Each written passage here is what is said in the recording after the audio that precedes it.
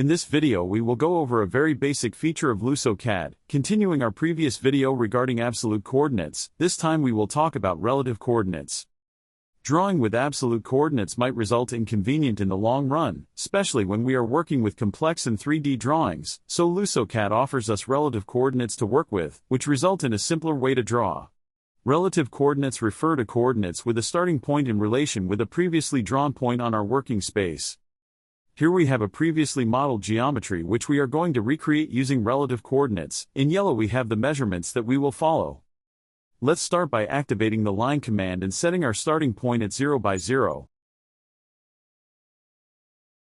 This is an absolute coordinate since it's independent of any line or drawing in the project.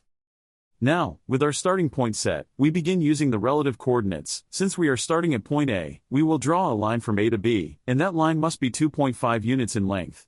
To indicate LusoCAD we will be inputting relative coordinates. We precede them with an @ Since we are drawing solely on the x-plane, we start by writing 2.5, which is the x distance, then write a comma and leave the y-plane on 0, since the line is totally horizontal.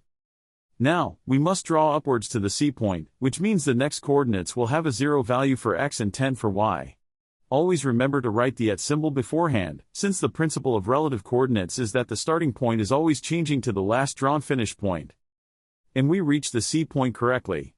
Next, to reach the D point we notice that the line goes to the left, which in the Cartesian system means it will have a negative value in the x-plane.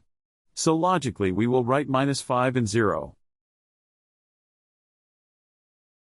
To reach the E point we have to go downwards, so the same principle applies. If we want to go down, the y-axis will have a negative value.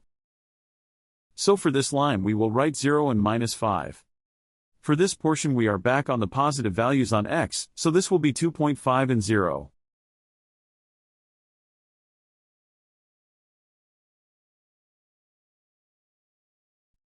And to finish the drawing, we can just click the original starting point, 0 by 0. Or, if we want to use the command line, 0 and -5.